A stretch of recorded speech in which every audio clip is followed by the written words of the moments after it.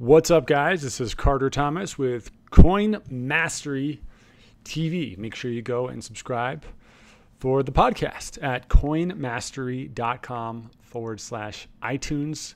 That's going to get you locked in on iTunes. You can subscribe there, and make sure you subscribe on YouTube if you're watching. Hit that subscribe button, hit the bell so you get notified. I think we're going to start doing just the bell notifications as opposed to the daily emails, because I think it's just a lot of email to get. So we're probably moving over to that. So if you're listening, if you're just waiting for the email newsletters, make sure you hit the notification bell moving forward on your phone or on your computer so that you do get notified, just so that it's easier for everybody. Last thing you want is a million emails coming in every day. Welcome. Thank you for coming. Today is Friday. What is it? August 25th. I am obviously not in my office. I'm traveling a little bit, so we're going to get a video in for the Friday.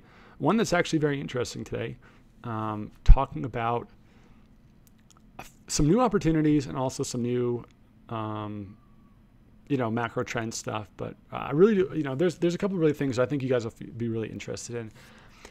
Is it me, or does it feel like 24 hours in crypto world feels like a year in every other business? It feels like I wake up every day and not everything has changed, but it's almost like the rules have shifted in one way or another. And that can be, it can be frustrating. It can be exhausting. It can be confusing.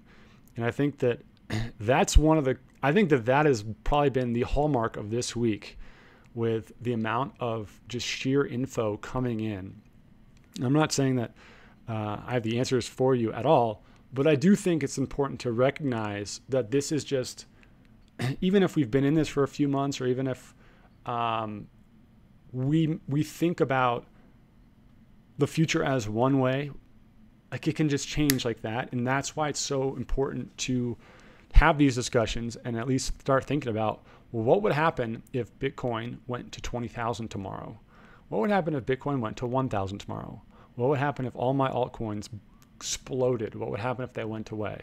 Right? What would I do? And the more you can volunteer those different scenarios, the more we can talk about them. Hopefully, the more we can just bring them up, I think the better your chances are of coming out on the other side of the next 3 to 6 months profitable.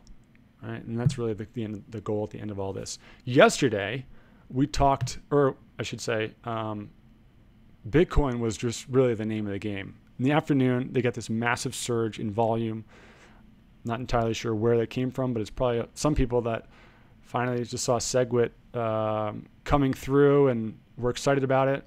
Let me see if I can shorten this up for you guys so you can see. But since the big drop down to 3,600, what was that, like 3 days ago, we're already back up to 4,400. So, I mean, that's an unbelievable amount of growth. It's almost 20% growth in a $70 billion market cap.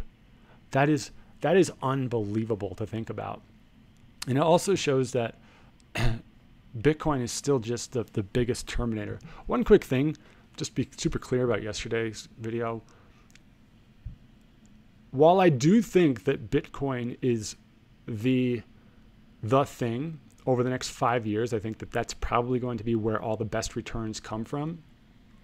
Doesn't mean that I'm just hoarding Bitcoin all the time.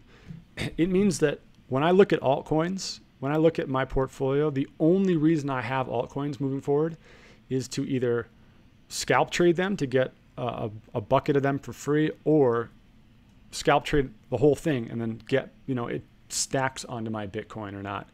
Right? It doesn't mean altcoins are bad by any means. In fact, many of the altcoins I think are going to be big, but I just want to be clear about that I'm not saying screw everything, just do Bitcoin. I'm saying use altcoins as a tool, knowing that eventually you want to feed that Bitcoin monster in one way or another. Like you want that to be your main driver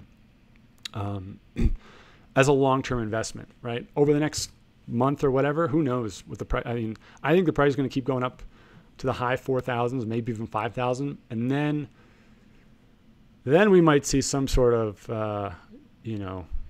bear market or whatever it may be, or sideways movement. Because when you really scroll out, I was talking to my buddy Chris about this today. This guy Chris Dunn. Some of you guys might know Chris and Rocky, great guys. But when you really scroll out on this chart, I don't know why it's not working right now. But I mean, it's just insane growth, right? Like it's just absolutely crazy how much Bitcoin has just grown. I don't know why this is just going crazy for me right now, but right, when you really look at the long-term growth model, it's just screaming up, and this is so big that, you know, I think we still have a little ways to go, but you know, starting to have a plan of, hey, what would it look like if Bitcoin just stopped growing so fast or went down, or what would happen if my altcoins just didn't come back? I think they're going to keep going up for a while, but so there's nothing to worry about immediately. But it's just so important, and that's just what I keep coming back to is gotta have a plan. What am I going to do in each situation so that I'm not all in on one particular movement of the market? Because Bitcoin just keeps coming back. It never ceases to amaze me how much growth that thing has. In the market itself yesterday, in Bitcoin, in altcoins, a lot of things were depressed, right? Meaning that they were getting pushed down pretty good because Bitcoin is just surging. Anytime Bitcoin surges, the relative price of the altcoins against Bitcoin goes down. Now, the US dollar amount might stay the same or go up because Bitcoin's cruising, but a lot of these altcoins the price gets pushed down. That's when you see a lot of these pump and dumps, right? That's when, if you see a lot of major prices or a lot of altcoins going way down across the board, that is when the pump and dump groups start to lick their chops, because like the masses are looking for those green numbers every single day. They're looking for that daily hit of crypto. And if they see something that's going way up, like cannabis coin or whatever, any of these just awful hacker gold. I mean, just what the heck are these things, right? People will pile money into it because everything else is going down, and that's just market psychology. So just know that whenever Bitcoin's going way up, altcoins start to go way down, relatively speaking.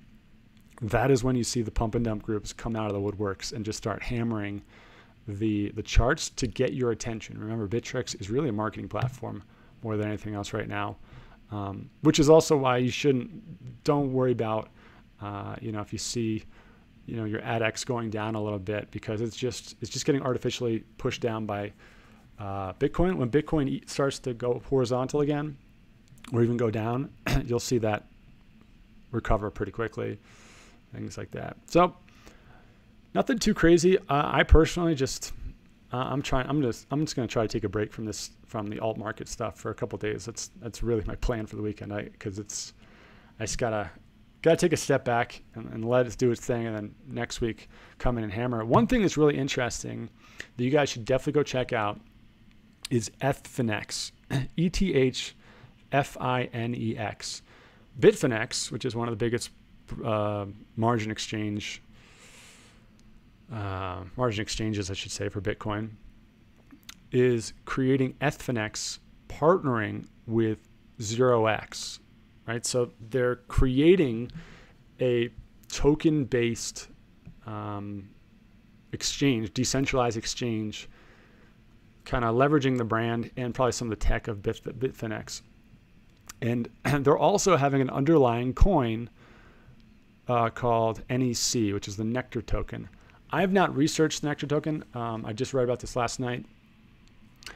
But this seems like a very interesting new dynamic, because one thing you guys are all going to see in the next 2 months, maybe even the next month, maybe even shorter than that, is there is going to be more and more exchanges that are going to get pressed by the US, Canadian, European governments that are going to say you can't sell this particular token, whatever, and those tokens are going to have to go somewhere, especially the ones that are high quality, that have a lot of backing and investors, which is why you always want to invest in good stuff, not in like these random pump and dumps or whatever.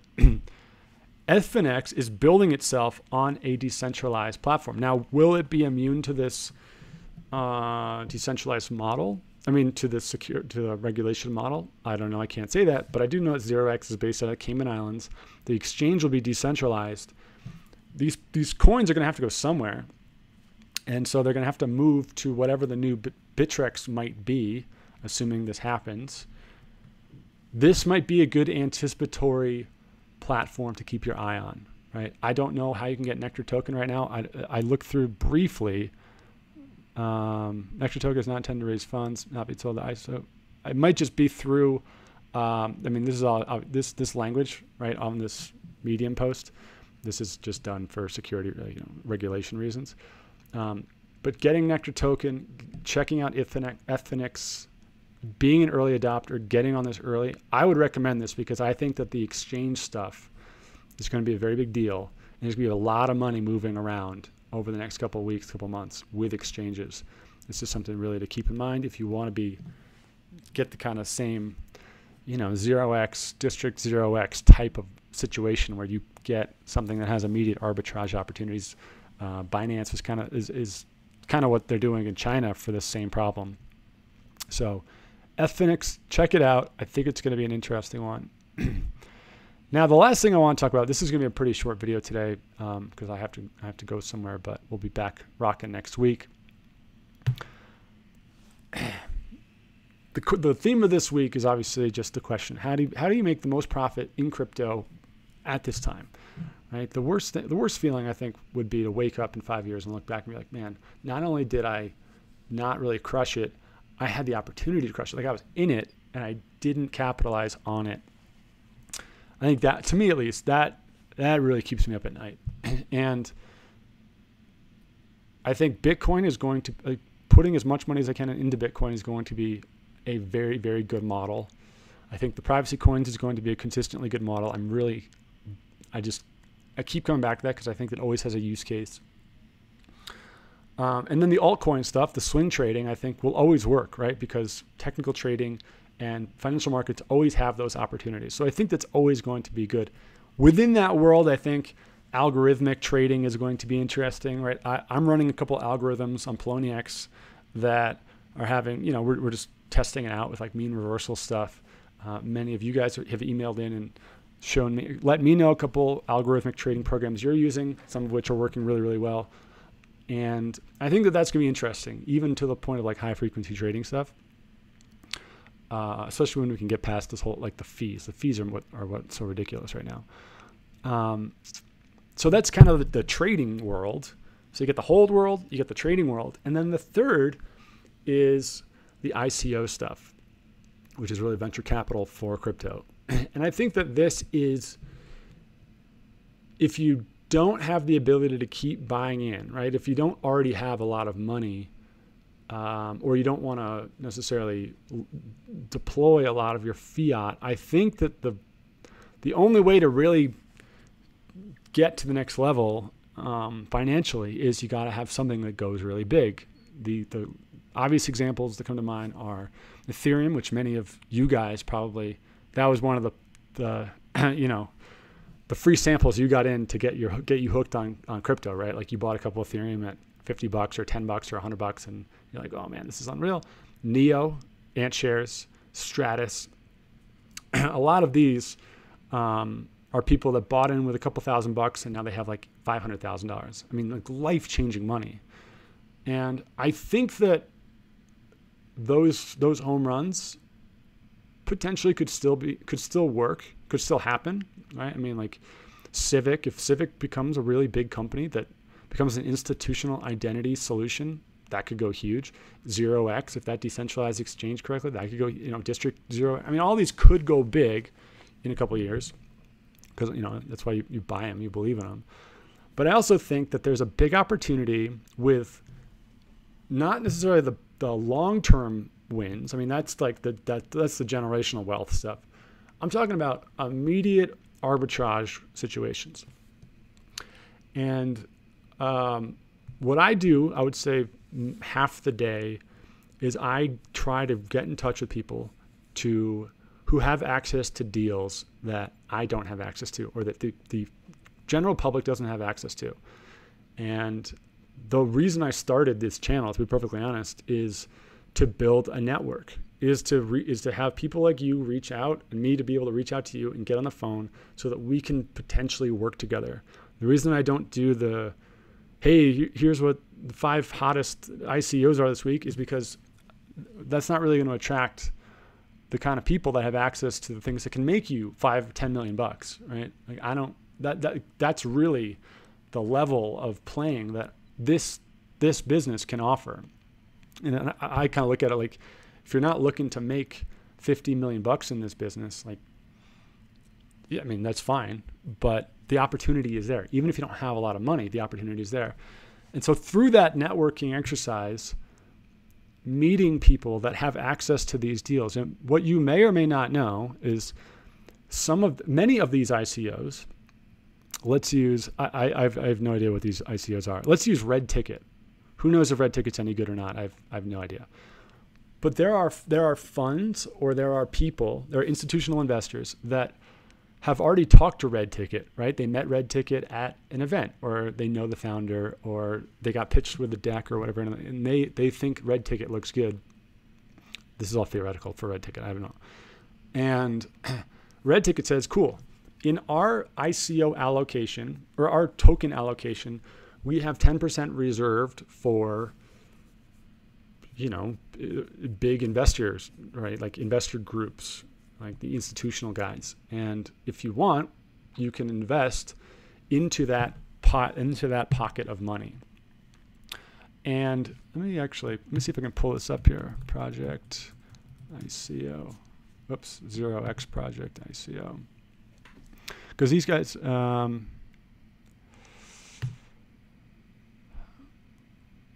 have like let me see here. They had like a good pie chart that might be helpful from a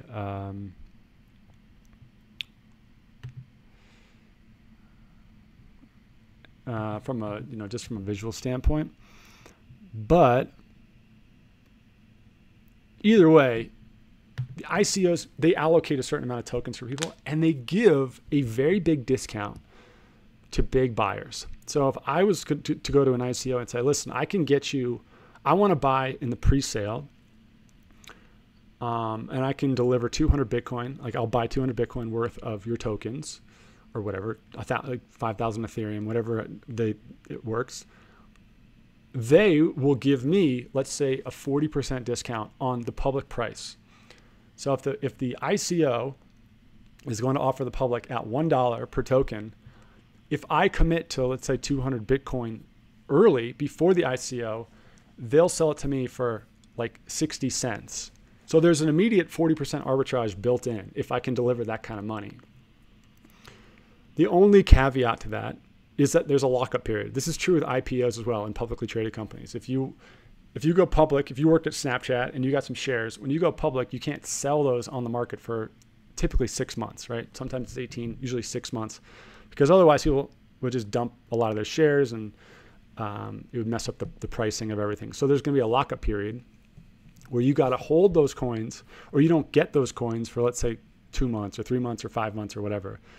And after that lockup period of time, they are sent to your wallet, and you own the coins that you got at a 40% premium over what the ICO price was for the general public. Now, let's assume that the ICO sells out, and then it goes on to a public exchange. The price does its thing, maybe it goes up, maybe it goes down, but eventually it sits at a particular level, and 3 months later, you get your coins. You can then go sell them on the open exchange at whatever that price is. 9 times out of 10, when you do the due diligence on this, it's way above what that pre-sale was. So you're going to get not only the 40% to the public price, you're going to get like 100, 200, 300% just by owning it, just by being able to buy more before the public could, because you can push so much money to that token sale. Now the key is you got to buy a good product. You can't just do this on any garbage thing. But this, in my opinion, is how you can consistently get disproportionate returns. I do not think that it's a long-term strategy to be able to go into Bittrex and find random altcoins that have like a $10 million market cap, buy the same price that everybody else buys, and hold it for 5 years, and expect it to go big. I do think that you can buy these when they're underpriced, buy low, sell high, scalp it, and then move it back to Bitcoin.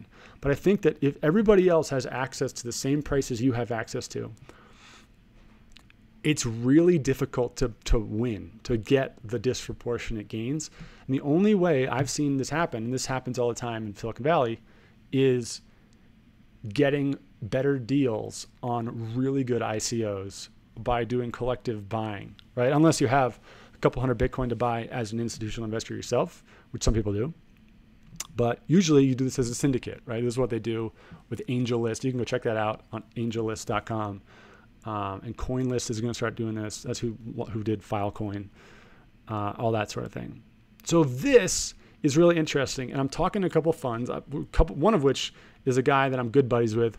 And he said that this is an option if I wanted to do this with, anyone out there or people I know in my network or whatever. It's a little clunky, I guess is the word, because the whole thing has to be done OTC, which is over the counter, which means that it's very manual, which I don't like, because I would rather there be build a smart contract in, or some sort of third party kind of make it all like, I don't, I'm the guy on the internet, who the hell is going to give me money? That's crazy. You got to make it, there's some sort of escrow involved, right?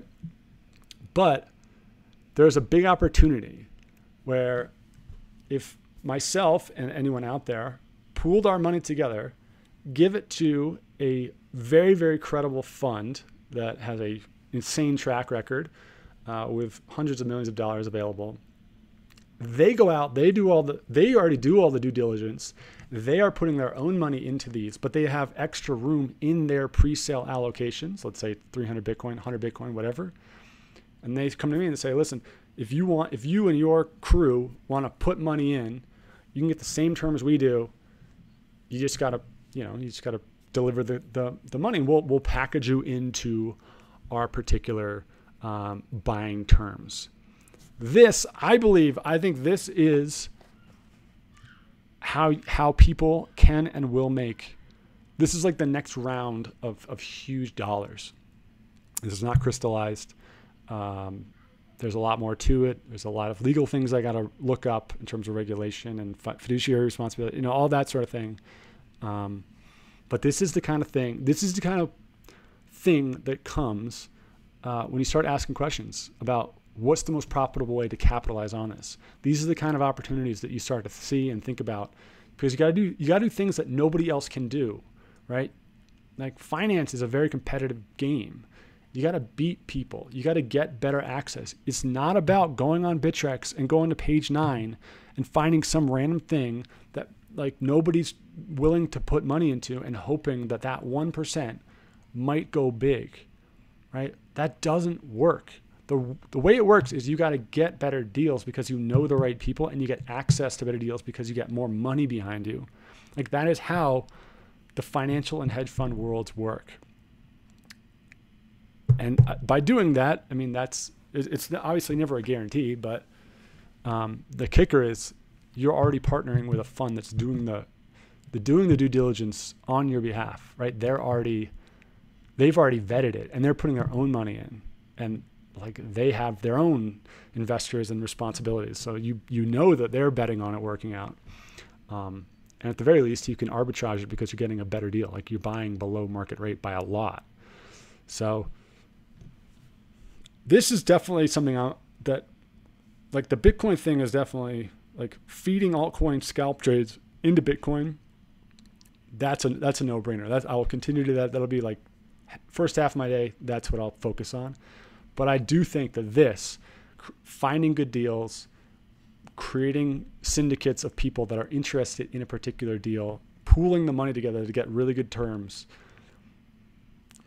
And the reason why is because this is the proven model of Silicon Valley. This is how Silicon Valley operates. And it hasn't been crystallized into a platform yet. CoinList is trying to do this with AngelList.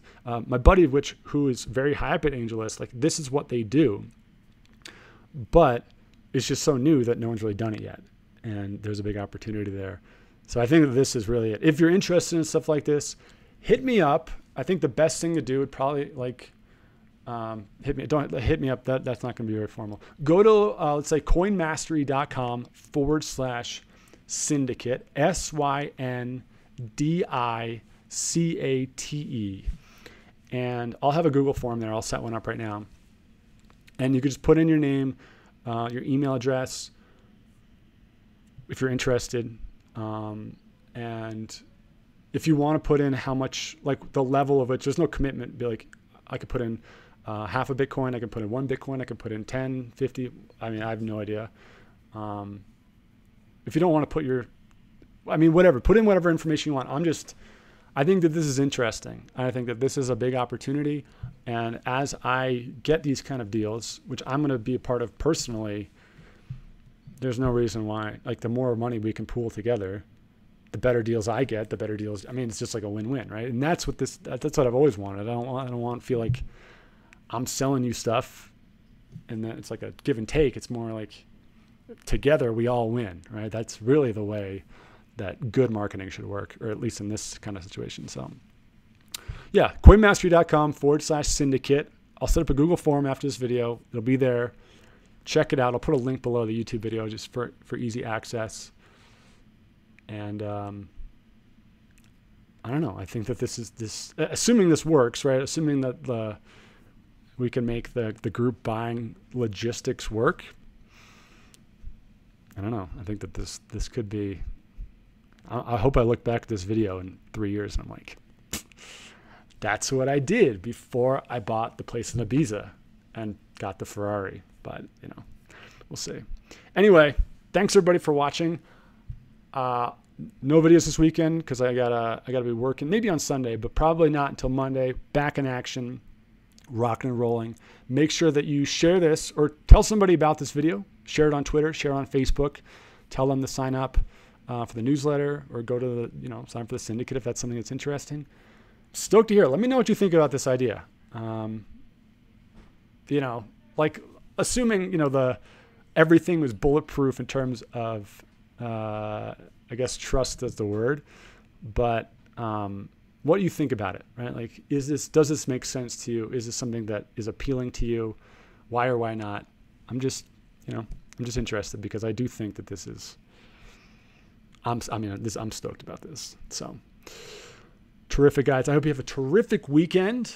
Coinmastery.com. Go sign up, and I will see you guys on Monday. Peace out.